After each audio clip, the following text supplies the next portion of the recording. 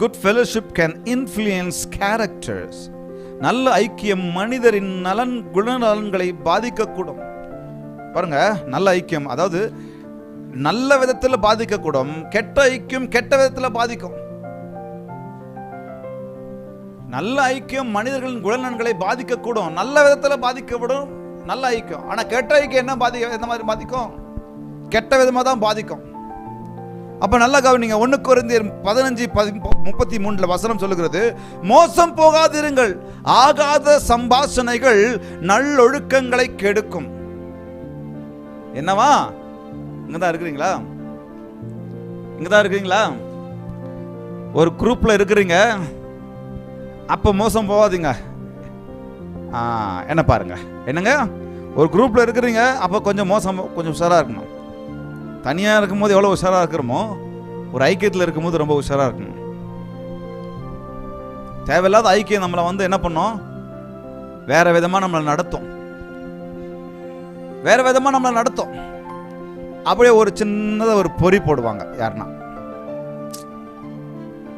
உங்களை பத்தி என்னவோ சொன்னேன், கொஞ்சம் கேள்விப்பட்டேன், இருக்கட்டும், ஆனாலும் எங்க குடும்பம்ப்பா, எங்க சர்ச்சுப்பான்னு சொல்லிட்டு விட்டுருணும். அதை விட்டுட்டு ஆமா ஆமா ஐயோ ஆமா நான் கேள்விப்பட்டேன், அவளுக்கு இதுதான் நடக்கும், இதெல்லாம் நடக்கும். அப்படியே அங்க ஒரு பெரிய கான்வர்சேஷன் உண்டாகும். ஒரு பெரிய கான்வர்சேஷன் அங்க இருக்கிற குட்டையே குழப்பி விட்டுட்டு இருக்கிற உறவை கெடுத்து விட்டுரும். சொல்லமா, பக்கத்துல பார்த்து சொல்லுங்க, மோசம் போகாதீங்க.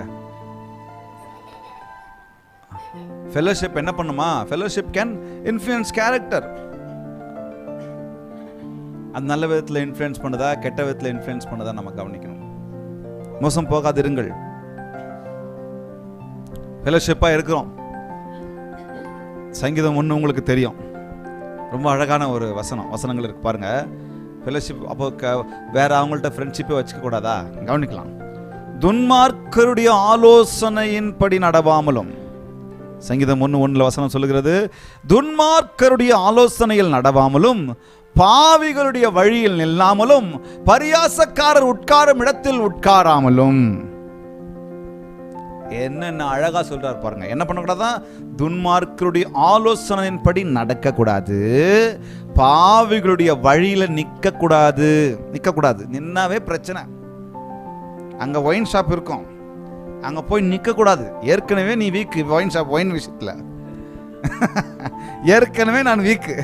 அப்ப அங்க ஒயின் ஷாப் அங்க இருக்குதுன்னு சொன்னா, நான் ஒயின் ஷாப் பக்கமா போவேன், ஆனா குடிக்க மாட்டேன்னு தெம்பா நின்னுங்கன்னா அது அப்படியே இழுத்துக்கிட்டு போயிடும். துன்மார்க்கருடைய ஆலோசனையின்படி நடவாம, நான் அவன் ஆலோசனை கேட்பேன், பேசுவோம், எல்லாம் ஒன்னா இருந்து குட்டி சவரில் உட்காந்து பேசிக்கிட்டு இருப்போம், ஆனா கேட்க மாட்டேன்னு சொல்லக்கூடாது. கேட்டு என்ன பண்ணுவோம்? தெரியாம நடந்துக்குவோம். அதுக்கப்புறம் தெரியாம பண்ணிட்டோம் பிரதர். என்ன தெரியாம பண்ணிட்டோம்? தெரிஞ்சுதானே பண்ணோம். பரியாசக்காரர் உட்காரும் இடத்தில் உட்காரவே கூடாதாம். எவ்வளவு அழகா எழுதுறாரு பாருங்க. பரியாசக்காரர் உட்காரும் இடத்துல உட்காராதீங்க, ஆபத்து, எச்சரிக்கை, மோசம் போகாதீங்க, ஆபத்து.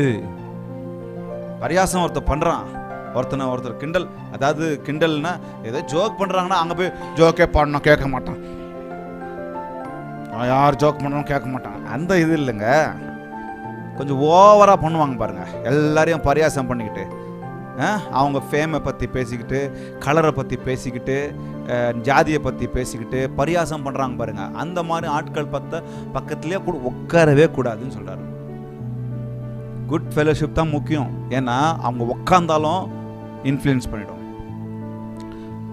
உங்களை அறியாமலே நீங்கள் அதை செஞ்சிருவோம், என்ன அறியாமலே நான் அதை செஞ்சிருவேன். என்கிட்ட அது பெரிய பழக்கம் இருக்குது. கொஞ்ச நாள் என் ஃப்ரெண்ட்ஸும் கூட சேர்ந்து கொஞ்ச நேரம் பேசிக்கிட்டே இருந்தேன்னா அவங்கக்கிட்ட இருக்கிற எதனா ஒரு பழக்கம் என்கிட்ட ஒட்டிக்கும்.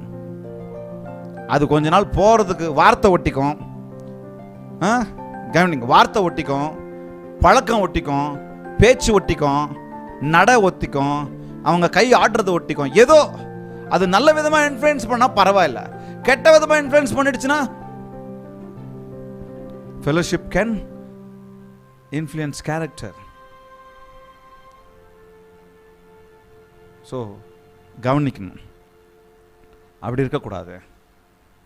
ஆனால் எப்படி இருக்கணுமா? கர்த்தருடைய வேதத்தில் பிரியமாக இருந்து இரவும் பகலும் அவருடைய வேதத்தில் தியானமாக இருக்கிற மனுஷன் பாக்கியவான். அவர் நீர்க்கால்களின் ஓரமாய் நடப்பட்டு தன் காலத்தின் தன் கலிகளை தந்து இலையுயிராக இருக்கிற மரத்தை போல இருப்பான். ஹல்லேலூயா, ஹல்லேலூயா. துன்மார்க்கன் அப்படி இராமல் காற்று பறக்கடிக்கும் பதரை போல அப்படியே பறந்துக்கிட்டே இருப்பான். பதரை போல இருப்பான். தெரியுமா பதர் உங்களுக்கு? அப்படியே வைப்போம், காத்தடிக்கும். நம்ம அந்த பதரை எடுக்கிறதுக்கு அந்த காற்றை பயன்படுத்துவோம்.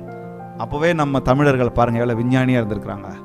அது பெரிய இதில் வச்சுட்டு அந்த நெல் இருக்கும், அப்படி கொட்டும் பொழுது அந்த காற்று பதர் பறந்துடும், நெல் மட்டும் கீழே விடும். துன்மார்க்கர் எப்படி பறப்பாங்களாம்? பதர், தூசி, பதறு மாதிரி பறந்துருவாங்க. ஆகையால் துன்மார்க்கர் நியாய தீர்ப்பிலும் பாவிகள் நீதிமான்கள் சபையிலும் நிற்பதில்லை. கர்த்தர் நீதிமான்களின் வழிகளை அறிந்திருக்கிறார், துன்மார்க்கரின் வழியோ. அப்போ அவங்க பக்கத்தில் நம்ம என்ன பண்ணக்கூடாதுங்க? நிற்கக்கூடாது, உட்காரக்கூடாது, பேசக்கூடாது, நடக்கக்கூடாது. ஃப்ரெண்ட்ஷிப் வேற, ஃபெலோஷிப் வேற. நாங்கள் யாருக்கிட்டையுமே பேசக்கூடாதா?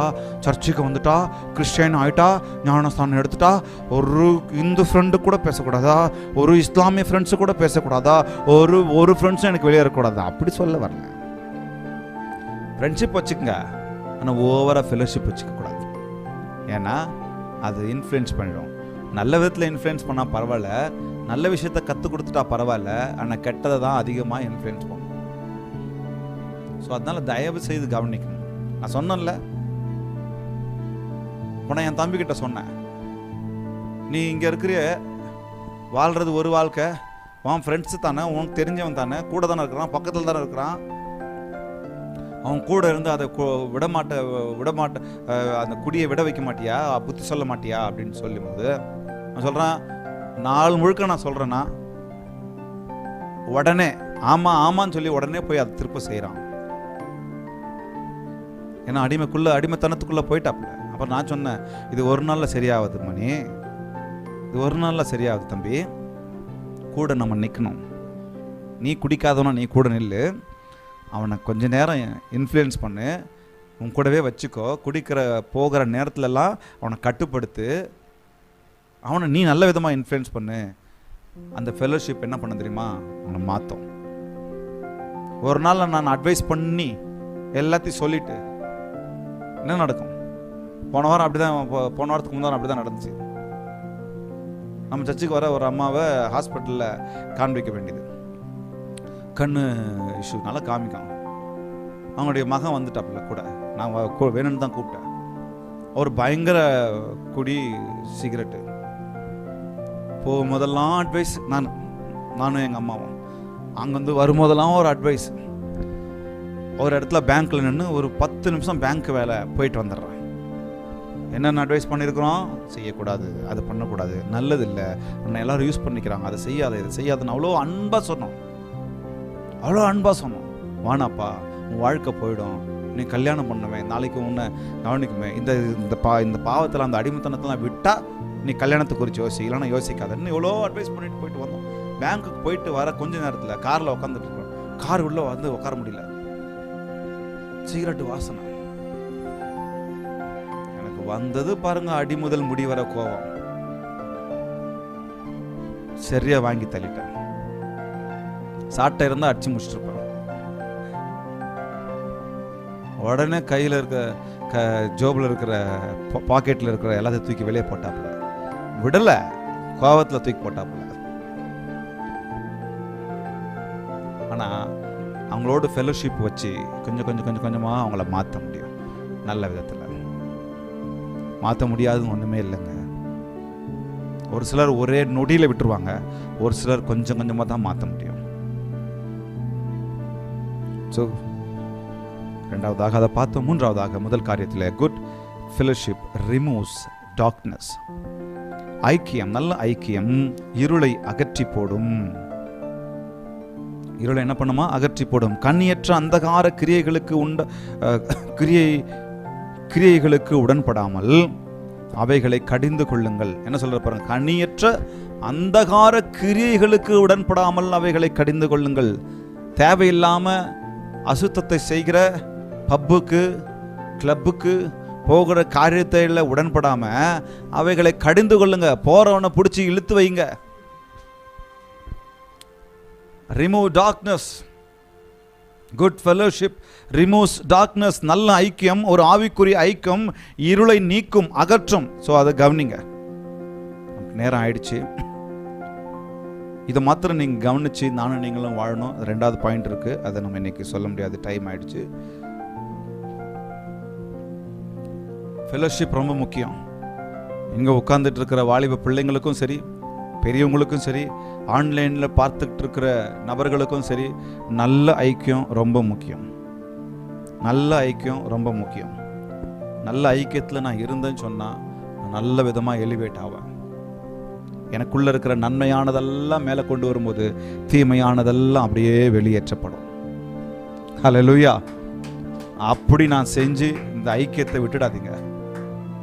திடீர்னு இந்த ஐக்கியத்திலிருந்து உங்களையும் என்னையும் வெளியே கொண்டு போகிறதுக்கு உள்ளிருந்தே பிசாசு கிரியை செய்வான், வெளியிலிருந்தே பிசாசு கிரியை செய்வான், உங்கள் மனதுக்குள்ளேருந்து பிசாசு கிரியை செய்வான். சபைக்கு வரக்கூடாதபடிக்கு, ஆலயத்துக்கு வரக்கூடாதபடிக்கு, ஜெபத்துக்கு வரக்கூடாதபடிக்கு, இந்த ஐக்கியத்துக்குள்ளே வரக்கூடாதபடிக்கு, சபை கூடி வருதலுக்கு வரக்கூடாதபடிக்கு, போனதுனால என்ன நடக்கு, என்ன நன்மை வந்துச்சு, அது இதுன்னு பல காரியங்கள் வரும். தயவு செய்து அதெல்லாத்தையும் தூக்கி போட்டு, நான் போகிறது எனக்கு சமாதானம் இருக்குது, நான் போகிறேன், நல்ல விதத்தில் வளருவேன். ஒரு காலம் 5 வருஷம் 10 வருஷம் கழித்து என் வாழ்க்கையை நான் திரும்பி பார்க்கும் பொழுது இன்னைக்கு எவ்வளோ மேலாக இருக்கிறேன், எவ்வளோ மரியாதைக்குரியவனாக இருக்கிறேன். 4 பேர் நான் பார்த்து ஸ்தோத்திரம் சொல்கிறேன், 4 பேர் என்ன பார்த்து ஸ்தோத்திரம் சொல்கிறாங்க, ஹலோ சொல்கிறாங்க, குட் மார்னிங் சொல்கிறாங்க. இதெல்லாம் எவ்வளோ மாற்றம் உனக்குள்ளாக உண்டாயிருக்குன்னு சொல்லி நம்ம உணர்வோம். ஹல்லேலூயா.